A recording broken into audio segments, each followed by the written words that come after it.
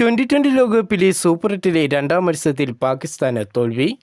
അവസാന പന്ത് വരെ ആവേശം നിറഞ്ഞുനിന്ന മത്സരത്തിൽ 2 വിക്കറ്റിനായിരുന്നു ഇംഗ്ലണ്ടിനോട് പാകിസ്ഥാൻ പരാജയപ്പെട്ടത്. തുടർച്ചയായ രണ്ടാം മത്സരത്തിലും സൂപ്പർ എട്ടിൽ വിജയിച്ച ഇംഗ്ലണ്ട് രണ്ടാം ഗ്രൂപ്പിൽ നിന്നും സെമി ഫൈനൽ ടിക്കറ്റ് ഉറപ്പിച്ചു. അതേസമയം ഇംഗ്ലണ്ടിനോട് പരാജയപ്പെട്ട പാകിസ്ഥാന്റെ സെമി പ്രതീക്ഷകൾ തുലാസിലായിരിക്കുകയാണ്.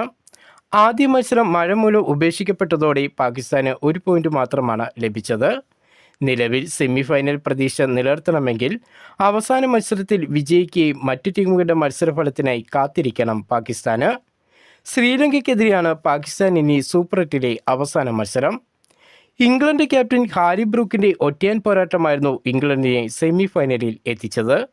കഴിഞ്ഞ മത്സരത്തിൽ ലങ്കയ്ക്കെതിരെ വിജയിച്ച ഇംഗ്ലണ്ട് രണ്ടാം മത്സരത്തിൽ പാകിസ്ഥാനെതിരെയും വിജയിച്ചതോടെ 4 പോയിന്റുമായി സെമി ഉറപ്പിച്ചിരിക്കുകയാണ്.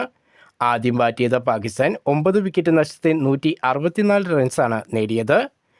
63 റൺസ് നേടിയ പാക് ഓപ്പണർ ഷഹിബാദ് ഫർഗാനാണ് പാക് ബാറ്റിംഗ് നിരയിലെ ടോപ്പ് സ്കോറർ.